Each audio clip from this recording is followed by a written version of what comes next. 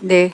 오늘 이렇게 의미 있는 청문회에 참석해 주신 우리 교수님들 또 전문가 여러분들께 감사드리면서 사실 이제 코리아 디스카운트도 해소해야 되지만 또 우리 기업이 계속해서 이 펀더멘탈이 좋아야지 우리가 앞으로 이 주식 시장도 좋아질 것이고 대한민국의 미래 발전도 있다고 생각을 합니다.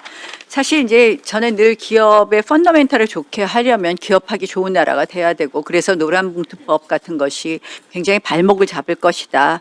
또 높은 법인세라든지 주 52시간의 획일적 적용 이런 것이 다 문제가 된다고 봅니다. 근데 오늘 이제 우리가 상법 개정에서 가장 중요한 것은 과연 단기 이익과 장기 이익이 같을 것이냐.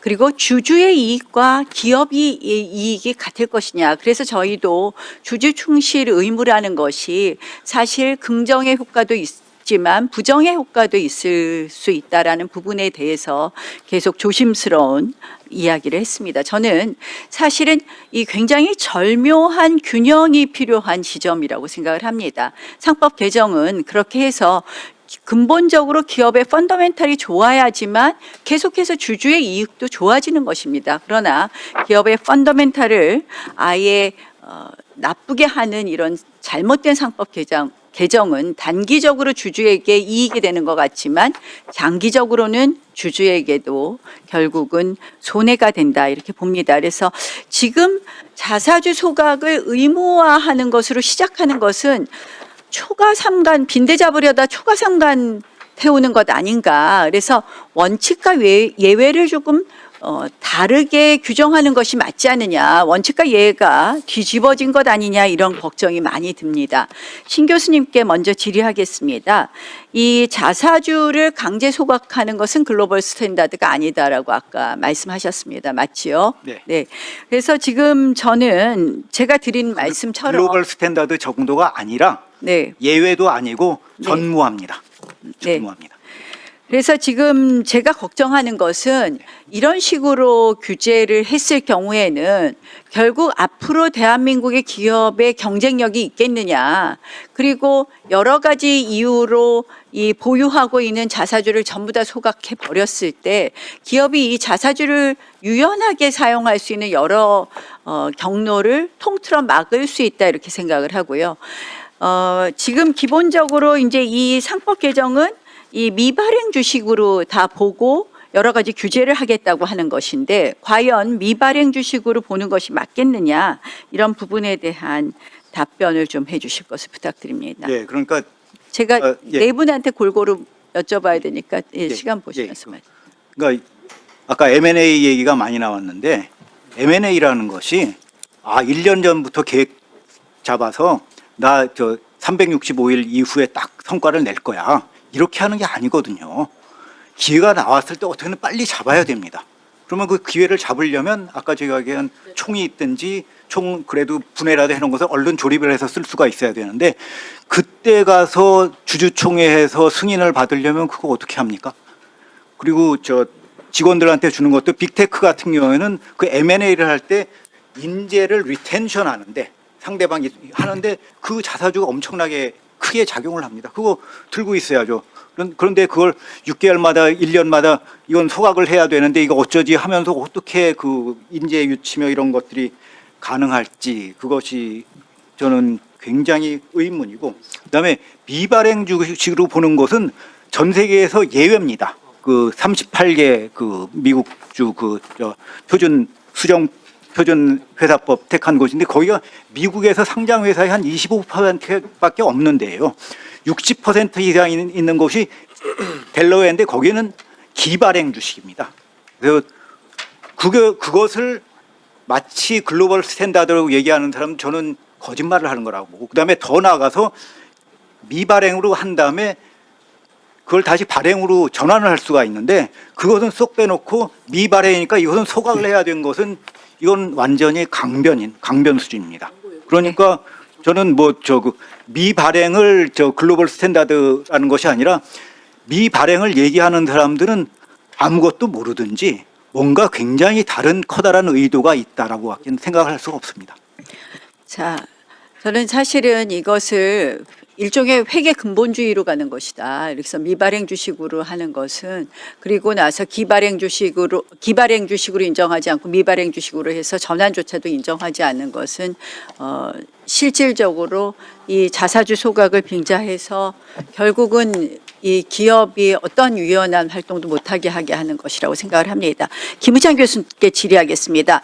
자사주 소각 입법 목적을 무조건 신주인수권 보호로 자꾸 보시는 것 같아요. 저는 신주인수권에 있어서 문제가 있다면 그런 쪽으로 규제를 해야지 자사주 소각으로 가느냐, 이 부분에 대해서는 저는 조금 동의하기 어렵다는 말씀을 드리면서요.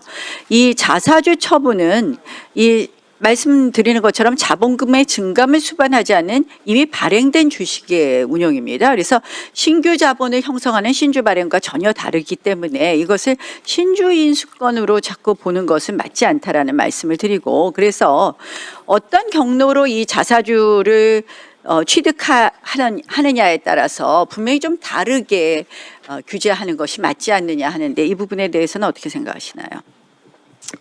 뭐 저는 여전히 이번 법 개정의 취지는 처분에 있다고 생각을 하고 있고요.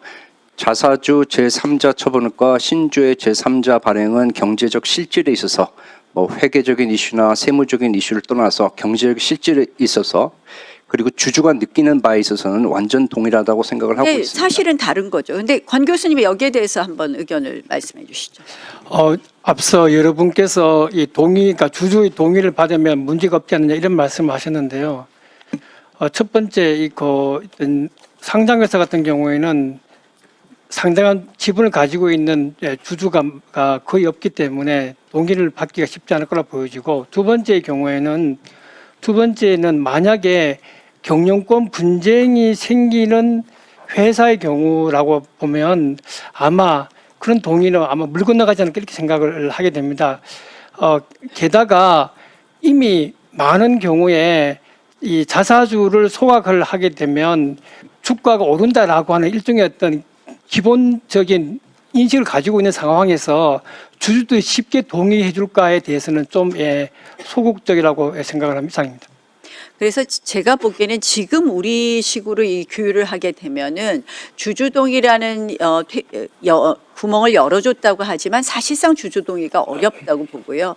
아까 황 교수님 말씀하신 것처럼 일부 이 자사주가 악용되는 부분에 대한 것을 예외적으로 그런 부분에 대한 것을 규제하는 것이 마치 원칙적으로 틀어막는 것은 맞지 않다라고 생각을 했는데, 아까 황 교수님도 약간의 거꾸로 규율하는 것에 대해서 동의하는 듯한 말씀을 하셨는데 동의하십니까?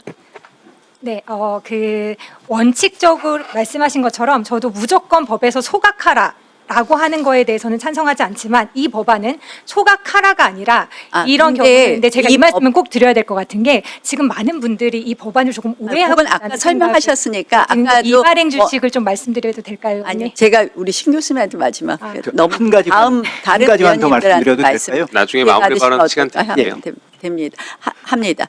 저는 사실은 이 법안이 예외를 합리적으로 두었다고 보기는 좀 어렵지 않나 이렇게 생각을 합니다. 그래서 우리 권 교수님도 동의가 어려울 거라고 하셨는데, 신 교수님은 어떻게 보십니까? 이게 과연 이런 식의 규제를 했을 때 지금 주주 동의를 얻어서 예외적으로 자사주를 보유할 수 있다 이렇게 보시는지. 네, 저는 여기 이 정치인분들이 악용된 많으니까. 경우만 예. 시간이 세수로 지났으니 규제해야 되는 것이 맞지 않느냐. 요거 간략하게 답변해 주시면 간략하게 한번 좋겠습니다. 답변해 그냥 주시죠. 저는 질문을 드리겠어요. 정치인분들 많으니까 대통령 5년 임기 있지만 1년마다 재신임 받아라 하는 거랑 저는 차이가 없다고 봅니다. 5년 동안은 자유롭게 그래도 그 재량권을 주면서 일을 할 수 있겠는데 5년 지난 다음에 그 판단을 해줘야지. 지금 매년 주주총, 그러니까 일정 부분은 이사회가 재량권을 해라. 그런 다음에 거기에 대해서 그때마다 그 주주 동의를 받으면 어떻게 일을 합니까? 네. 대통령도 일 못해요. 네. 네. 주주총회는 매년 있지만 대통령 선거는 5년에 한 번씩 있습니다. 그런데 지금 네, 대통령 차이가 큽니다. 재신임을 1년마다 예, 하라는 우리 그런 얘기. 김기표 의원님 질의하시겠습니다.